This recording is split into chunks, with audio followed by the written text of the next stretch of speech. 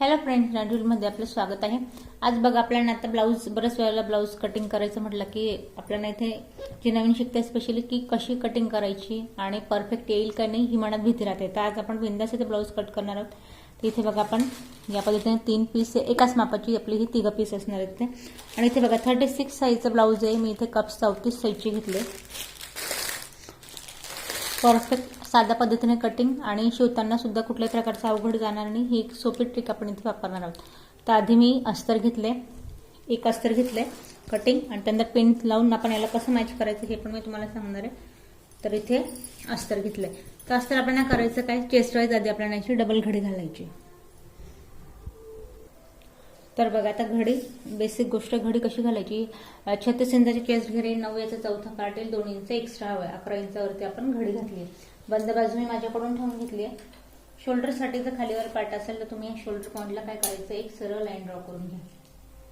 बऱ्याच जणांना हा प्रश्न पडतो की जे आपण इथे दाखवतोय आता डायरेक्ट मी अस्तरावरती कटिंग करायची, कुठल्याही प्रकारचं एक्स्ट्रा वाढवायचं नाही आहे। तसंच आपल्याला हे सेम ब्लाऊज इथे ठेवायचं, कुठल्याही प्रकारचा बदल आपल्याला करायचं नाही। तर बघा आता ब्लाऊजची उंची जी तुमची उंची आहे त्यात आपण 1 इंच एक्स्ट्रा घ्यायचंय। आता 13 बेसिक ब्लाऊज आहे, 13 आपल्याला इथे उंची हवी आहे, आपण 1 इंच एक्स्ट्रा घेऊया म्हणजेच की 14 इंचावरती। शोल्डर पूर्णपणे पसरट डीप नाही की आपल्याला शोल्डर आपण इथे 5 इंचावरती घेतोय। आता बघा मुंढ्याची उंची पसरट डीप नाही की पाठीमागून कुठल्याही प्रकारचं उचकायला नको किंवा खालीवर घालायला नको, म्हणून आपण मुंढ्याची उंची इथे मी वाढवून घेते, 6.5 इंचावरती घेते। नॉर्मल आपण 6 इंच घेतो, इथे मी 6.5 मुंढ्याची उंची घेतली आहे। ज्यात एक महत्वाची गोष्ट, अर्धा इंच आत जायचंय आणि जी आपण सरळ लाईन ड्रॉ करतो, सरळ लाईन ड्रॉ न करता आपल्याला तिरकशी लाईन ड्रॉ करायची या पद्धतीने। थोडी आपण इथे डार्क करूया जेणेकरून तुमच्या लक्षात येईल। अर्धा इंच आपण आत आलोय आणि जसं की तुम्हाला म्हटली चेस्ट वाईज आपण डबल घडी घातली, पण परत एकदा समजावं म्हणून 9 चेस्टचा चौथा पार्ट आपण इथे मार्जिन 2 इंच ठेवली।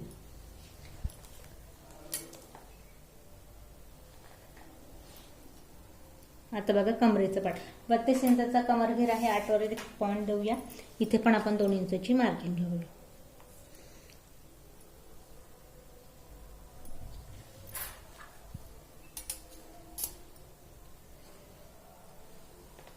बऱ्याच जणांना वाटतं की आपण स्केलचा वापर करतो, टाइमपास जास्त होतोय। तर बघा तुम्हाला मी सांगेन ही एक बेसिक गोष्ट आहे, जर आकार व्यवस्थित हवा तुम्ही स्केलचा वापर घ्या। तुम्हाला सवय असेल डायरेक्टली तुम्ही ड्रॉ केलं तरी चालेल। पाठीमागची जी गोलाई ती 1.5 इंचावरती आपण द्यायची। परत छोट्या छोट्या गोष्टी आहे, पण याच्यामुळे ब्लाऊजचं कधी कधी घोळ होतो, त्याच्यामुळे ही काळजी आपल्याला घ्यायची। आता ही जी गोलाई आपण अर्धा इंचाने दिली, एक्स्ट्रा कापड पाठीमागे येणार आणि डीप नेक आहे पसरट, पाठीमागे कुठल्याही प्रकारचा नेकला प्रॉब्लेम येणार नाही। तर बघा जो पाठीमागचा गळा आहे तो आहे आपल्या इथे 11 इंच आपल्याला रेडी हवाय। 11 वरती एक लाईन ड्रॉ करायची। गळ्याचा जो घेर आहे तो वरती आपण घेतोय 3 इंचावरती। शोल्डर पट्टी अगदीच आपली 1.5 इंचाची इथे असणार आहे। आता बघा वरती आपण 3 घेतले, खाली आपण घेतोय 4 इंचावरती।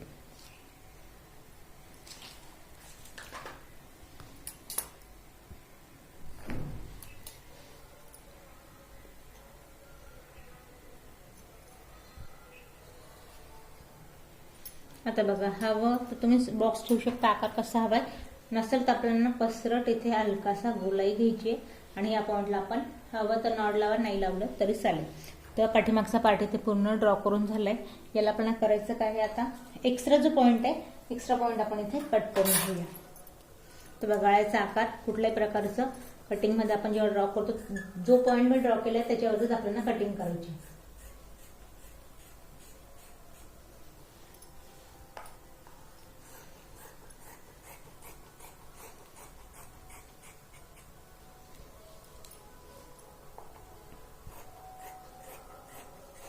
या पद्धतीने ब्लाऊज कट केलं आणि तुम्ही शिवलं तर मी तुम्हाला सांगते की कुठल्याही प्रकारचा ब्लाऊज मध्ये इथे प्रॉब्लेम येणार नाही। आपल्याला अगदी परफेक्ट आपला ब्लाऊज इथे बसणार आहे।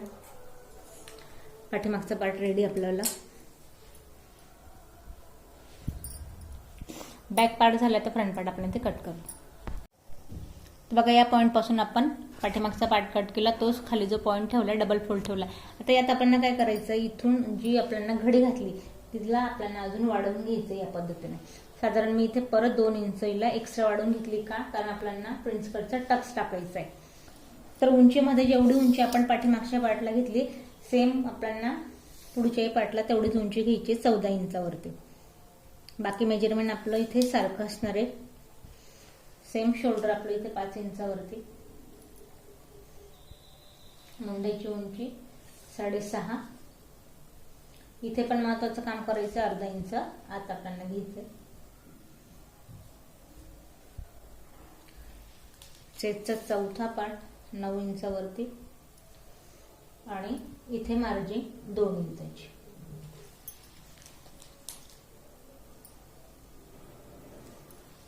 जी गोलाई आहे ती आपण घ्यायची 1 इंचावरती.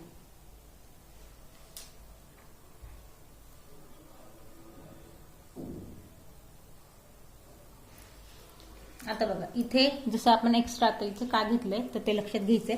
कमरघेर आहे आपला इथे 32 इंचाचा, 8 याचा चौथा पार्ट, 2 इंच आपल्याला हवंय इथे टक्स साठी आणि 2 इंच आपल्याला हवं इथे मार्जिन साठी. आता टक्सचं मेजरमेंट आपण कसं घेतलंय तर आधी आपण इथे मी सरळ लाईन ड्रॉ करून घेते आणि इथे आपण 2 इंच टक्स साठी घेतले. तर ते 2 इंच कसं ते बघा, या पॉइंट पासून 1.5 इंचावरती आपल्याला पुढे इथून पुढे टक्स टाकायचा आहे. आडवा टक्स आपला 2 इंचाचा असणार आहे. सेंट्रल पॉइंट 1 इंचावरती पॉइंट ड्रॉ करायचा आहे. 1 इंच या पॉइंट पासून आणि 1 इंच या पॉइंट पासून.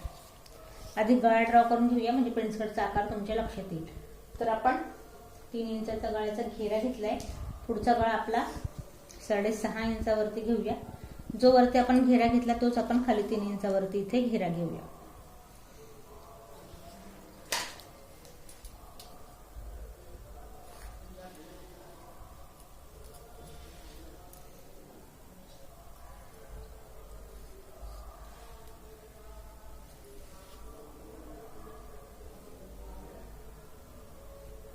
आता बघा प्रिन्स कटचा सोपा आणि साधी आणि परफेक्ट पद्धत.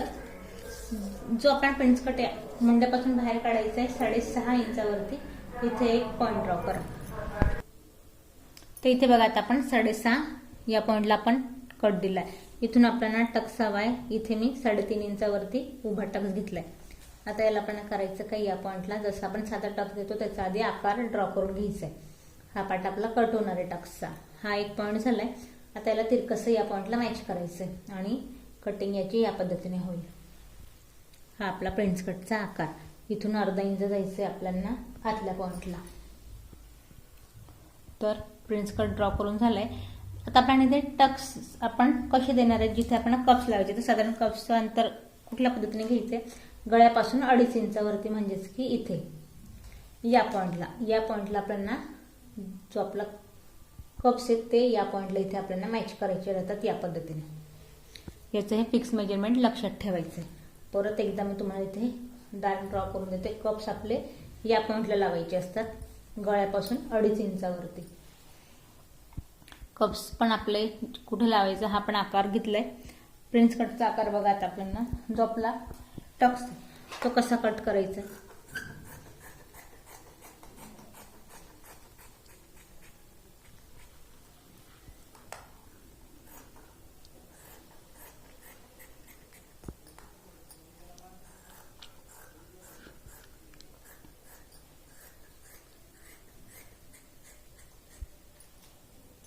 टक्सवाला पार्ट आपण इथे कट करून घेतलाय.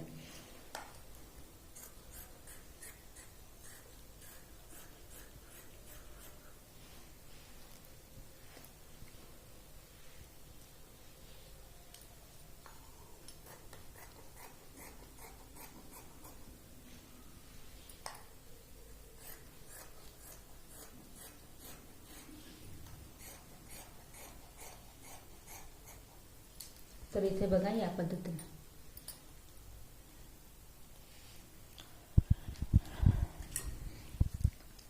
हा आपला गळ्याचा पार्ट.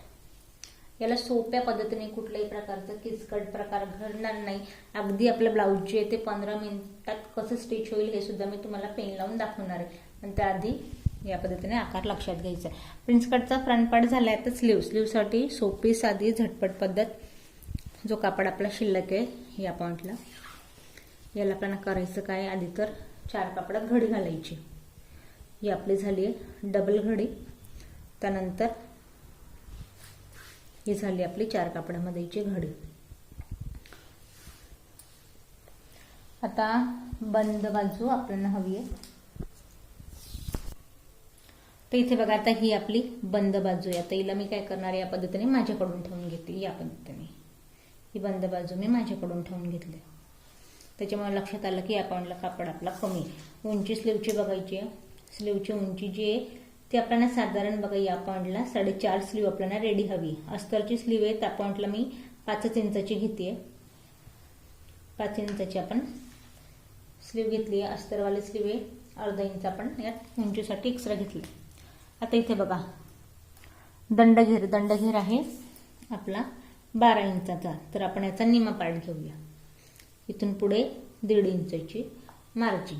आता याच पॉइंटला इथे कापड नाही आहे, पण आपण इथे उंची घ्यायची आपल्याला, कारण स्लीवचा आकार तिरकसला असतो. तर वरून मी घेतले 3 इंचावरती, वरून 3 घेतले. आता हा जो आपला चेस्ट घेर आहे 36 इंचाचा, 9 याचा चौथा पार्ट. तर 9 वरती 1 पॉइंट देऊया. इथून पुढे 1.5 इंचाची मार्जिन. आता बघा, आकार कसा द्यायचा आपल्याला, या पद्धतीने.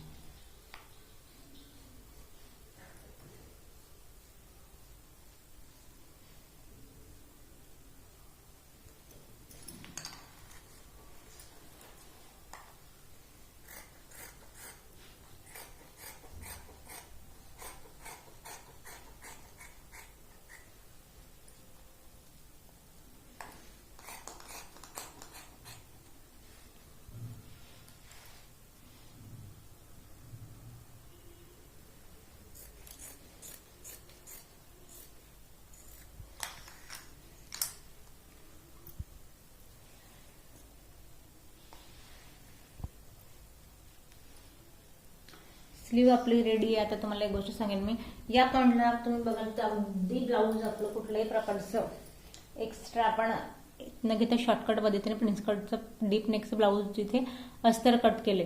आता शिवायला सोपं हवंय, किचकट काम नकोय, त्यामुळे आधी आपण हे एक मी पीस घेतले. आता याला आपल्याला करायचं काय, यात हा आपला आतला भाग आहे आणि हा आपला बाहेरचा भाग आहे. तर करायचं काय, आपल्याला सरळ याला या पद्धतीने ठेवून घ्यायचंय आणि याच्यावरती जो आपण पाठीमागचा पार्ट कट केलाय,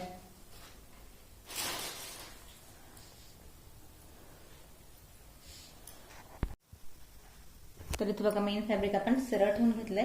त्याच्यावरती हा जो अस्तराचा पार्ट आहे तो आपल्याला इथे ठेवायचा आहे.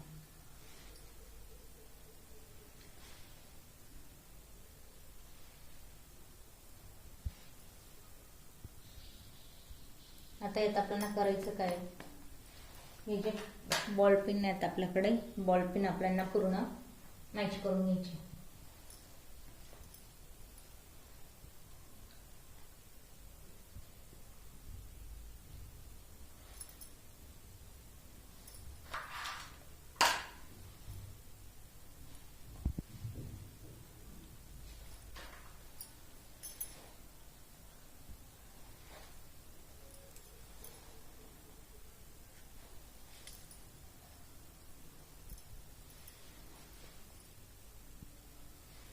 एक्स्ट्रा पट्टी किंवा कुठल्याही प्रकारचं एक्स्ट्रा आपल्याला याच्यामध्ये काम करायचं नाही. अगदी शॉर्टकट पद्धतीने आपण ब्लाऊज इथे स्टिच करणार आहोत. तर हे बघा, आता याला मी पिन लावून घेतलं. तर स्टिचिंग कशी करायची आहे, गळ्याला सरळ इथे मशीन आपल्याला शिलाईन लावून घ्यायची आहे.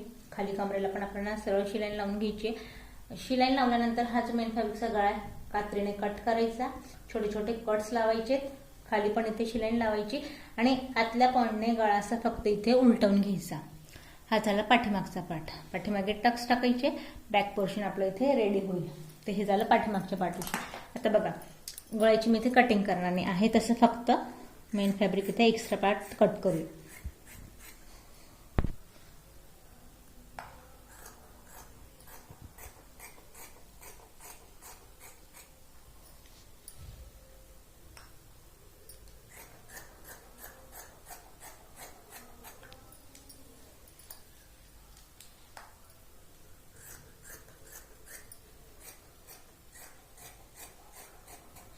आता सेम आपण जे पाठीमागच्या पार्टमध्ये केले सेम फ्रंट पार्टसाठी आपल्याला करायचंय. कसं ते पाहूया.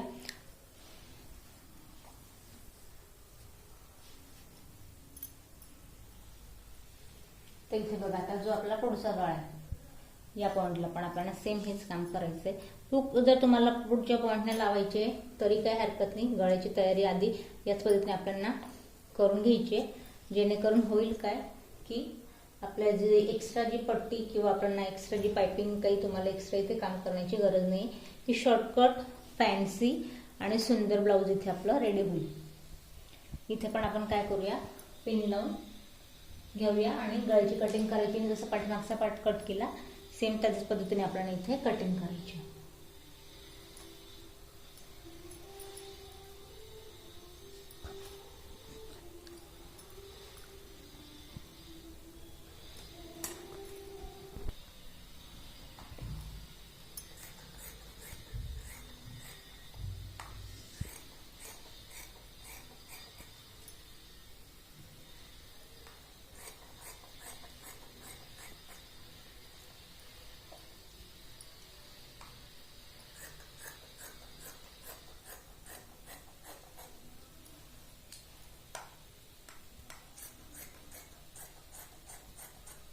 तर इथे बघा हा आपला फ्रंट पार्ट झाला.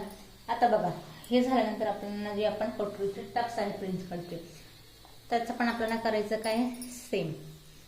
आपल्याला मेन फॅब्रिक सरळ ठेवायचंय आणि फक्त आकार बघा लक्षात ठेवा. बरेच वेळेला होतं काय की आकार एकाच साईडचे दोघं इथे सेम त्याच्यामुळे ठेवताना या पद्धतीने ऑपोजिट साईडला ठेवायचे दोघं. तर बघा या पद्धतीने यांना पण आपल्याला करायचं काय, पेन लावून घेऊया. इथे खाली सरळ शिलाई लावायची, आतल्या साईडने अस्तर फोल्ड करून घ्यायचं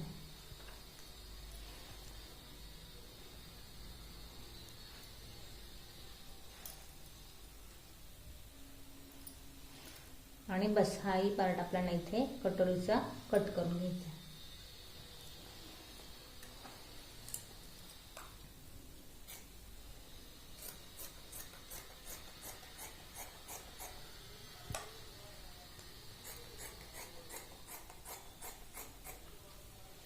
इथे बघा दोघे पार्ट आपले इथे रेडी झाले. त्यानंतर बघा आता कटोरीसाठी जे आपण केलं सेम आपल्याला बाईसाठी पण हेच करायचंय.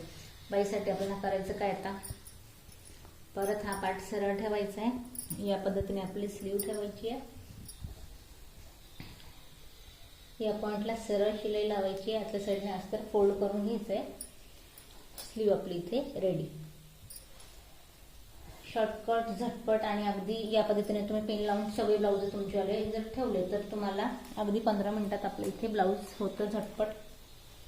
कुठल्याही प्रकारचा वेळ ब्लाऊज शिवायला लागत नाही. फक्त एवढे की आपली जी फिनिशिंग आहे ती स्टिचिंग करताना इथे व्यवस्थित यायला.